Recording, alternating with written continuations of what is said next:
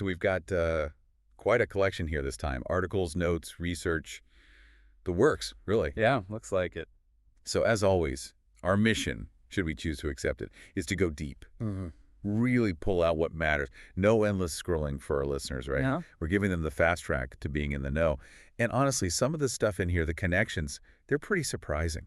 From global power plays to, some interesting little corners of the market. Absolutely, a bit of everything. And thankfully, we've got some solid market analysis from Nutstuff sprinkled throughout. Always helps. Yeah, Nutstuff is consistently good. Okay, let's jump in. Sounds good. One thing that jumps out right away, looking at this global political landscape you've highlighted, is this almost brutal assessment of diplomacy. If you're not at the table, you're on the menu. Yeah, no kidding. That's pretty stark. It really is. And tragically, it seems like Ukraine, at least according to this material, is kind of finding themselves in that exact position. Yeah, unfortunately. Yeah. Seems that way. And within that, well, that rather sobering context, there's a lot of talk about a potential ceasefire in Ukraine and, a possible roadmap to peace. Right. Everyone's hoping for that. What's interesting is Nutstuff, they've actually got this thing they call a basket for peace and security. Like they're tracking this kind of stuff already. Yeah, forward thinking, I guess. But then, and this is where it gets kind of wild, they start talking about these, how do they put it? Higher octane plays related to Russia. Interesting. Particularly the idea is that, you could potentially own Russian assets through, say, Turkey or Hong Kong. Oh, I see. Sneaking in the back door. Exactly. And they throw out names like Russia's biggest brewery, AEFE's TI. And get this, their PE ratio is like 3. Wow, that is low. Then there's NKI TI, Russia's largest mall, and even Whirlpool US's partner over there, plus NBIS US, which is, Yandex in Ukraine. That's another potential play. I mean, it just shows how global events can really shake things up in the financial world. For sure. It's the whole thing of risk versus reward, right? Yeah, well, absolutely. And sticking with these global power shifts, we've also got this idea of Trump potentially driving a wedge between Russia and Iran, almost like, I don't know, a Y2K version of Glasnost and Perestroika, back from the Cold War days. That's an interesting thought. I haven't heard that one before. Yeah, it's out there. The thinking seems to be that Russia, with their Christian European roots, might be a more natural ally to the West, at least compared to Iran. I mean, civilizationally, maybe? Exactly. And I really want to stress, just like the source does, this isn't about endorsing any specific leader. It's more about that realpolitik view. Right? Realpolitik, yeah. That practical, power-based approach to foreign policy. Right. Looking at the world through that lens, trying to understand how these relationships between countries are changing. Right, right. It's not about idealism, more about self-interest and power. Absolutely. And to really get the Russian perspective on Ukraine, in their shoes kind of thing, one of your sources uses this pretty powerful analogy. Imagine a hostile military force setting up shop in Mexico, armed by our rivals, aiming to take Texas. Oh, wow. Okay. Yeah, I get that. It kind of hits you, right? How a nation might view a threat right on their doorstep. Yeah, definitely. Puts it in perspective. And then you look at what's happening on the ground. Roughly 20% of Ukraine is held right now. And about 20% of the population identifies as Russian. Okay, so a significant portion. The source actually points out the tragic human cost, too. They mentioned something like 1 million lives, potentially lost, just to get to some kind of peace. It's heavy stuff. Yeah, that's really sobering. 1 million lives. It really highlights the need to find a way out of this mess, de-escalate, and, ultimately find a peaceful solution. Totally agree.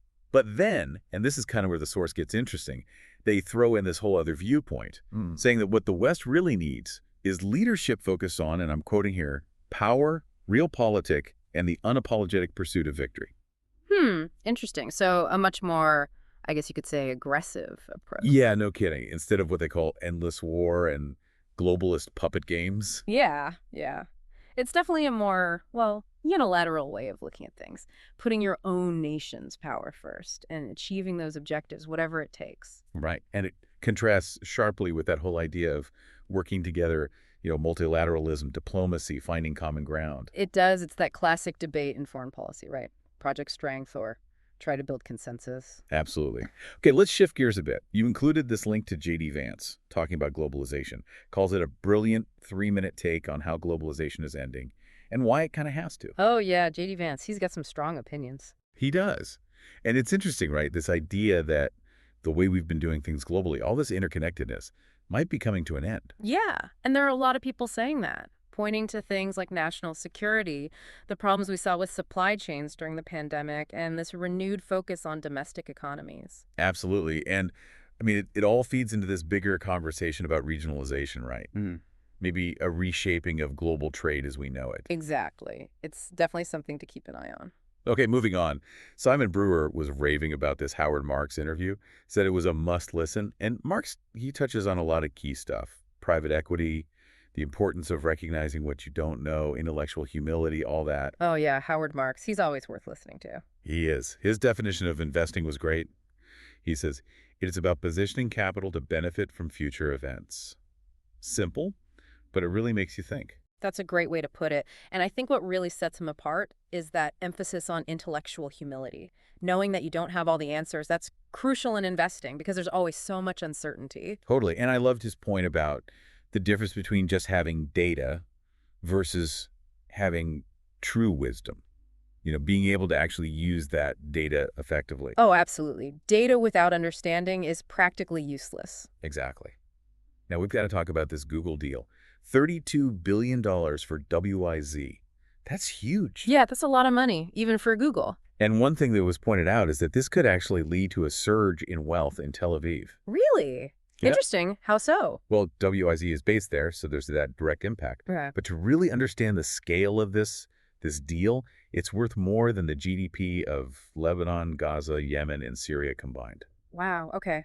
That really puts it into perspective. It does. And it begs the question, why couldn't Google just build this tech in-house? I mean, sure, they might be relatively new to this specific area, but we're talking about Google here. Right. It's a good question. There has to be a strategic reason behind it, right?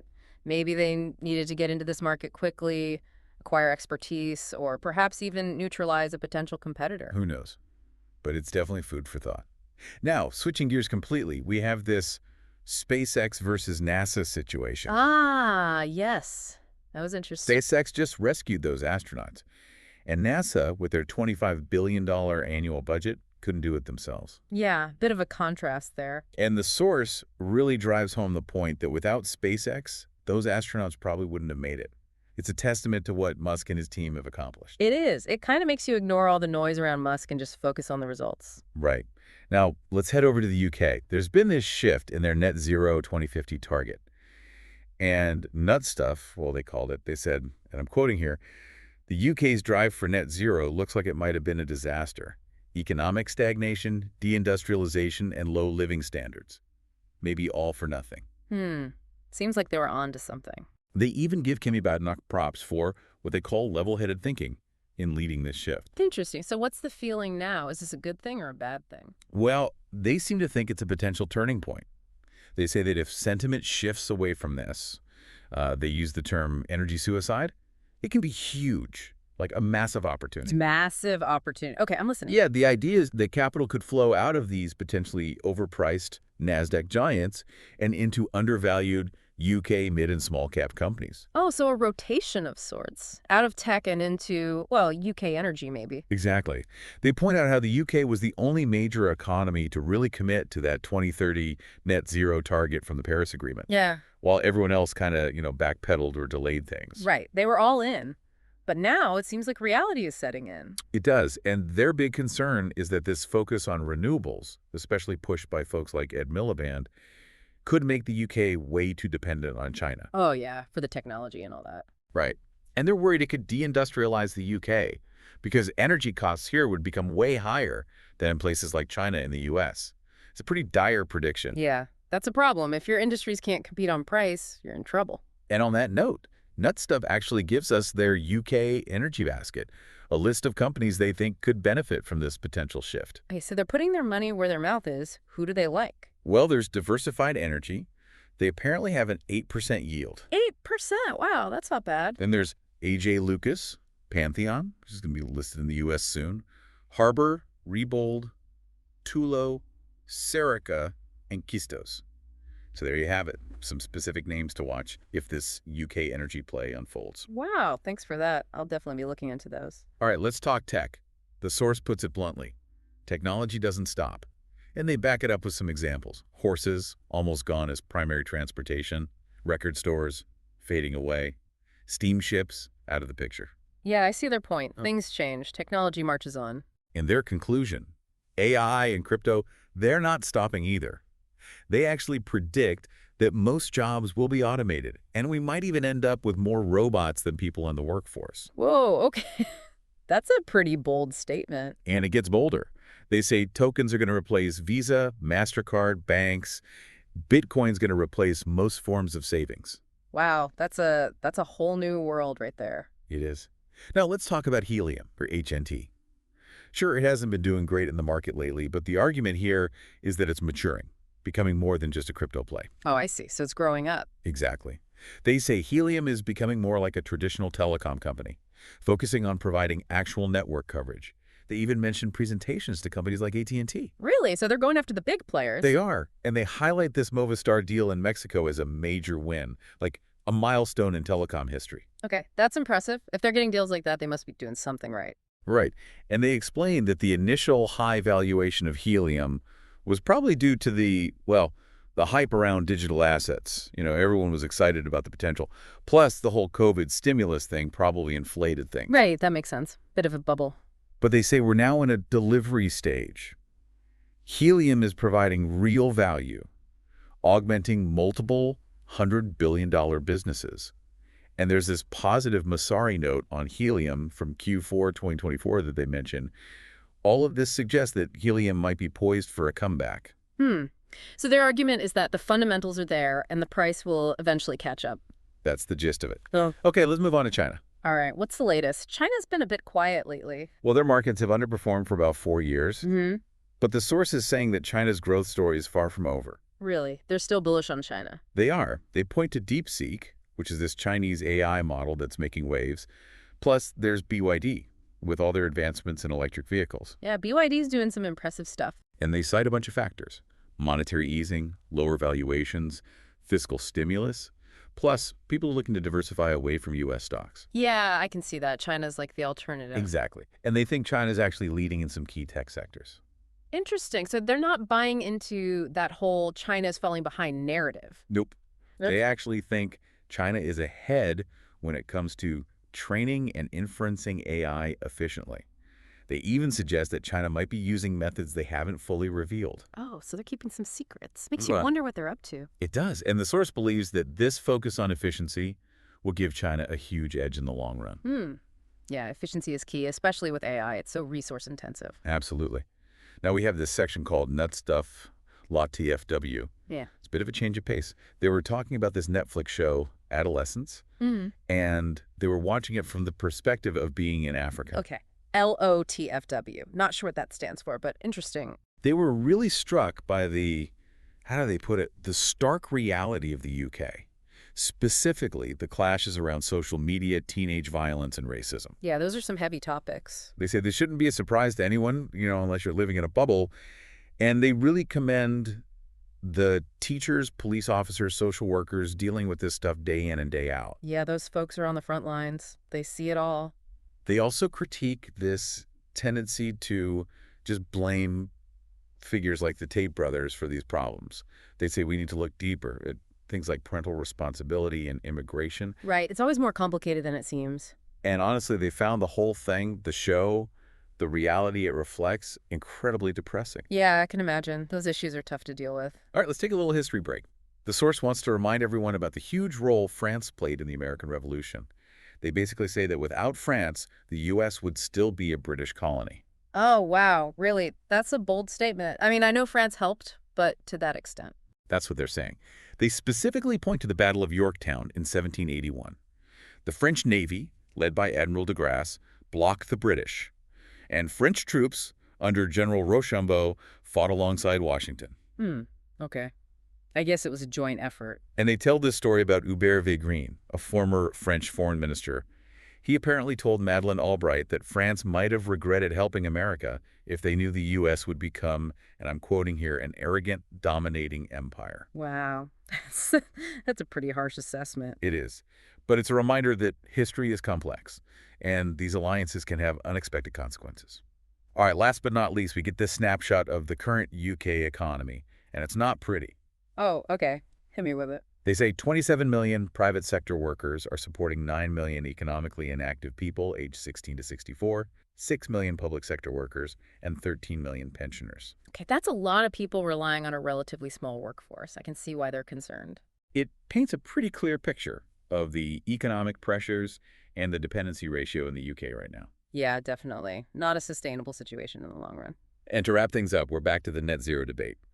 Ed Miliband argues that ditching those ambitious plans would leave the UK at the mercy of, oil-rich states and dictators. Right, the whole energy security argument.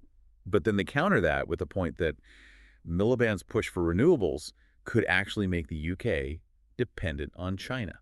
Talk about a dilemma. Yeah, that's a tough one.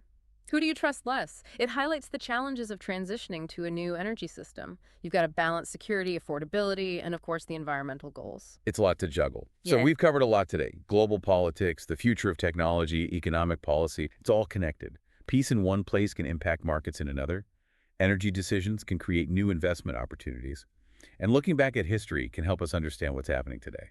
It's fascinating, really, all these interconnected forces shaping our world. It is. And it makes you wonder, with all these changes happening, what unexpected things are going to pop up in the next few years? New alliances, maybe? Mhm. Or some completely disruptive force we haven't even thought of yet? Yeah, it's anyone's guess. But it's definitely going to be interesting to watch it unfold. Thanks for joining us for this deep dive. It's been a wild ride. My pleasure. Until next time. See ya. Disclaimer.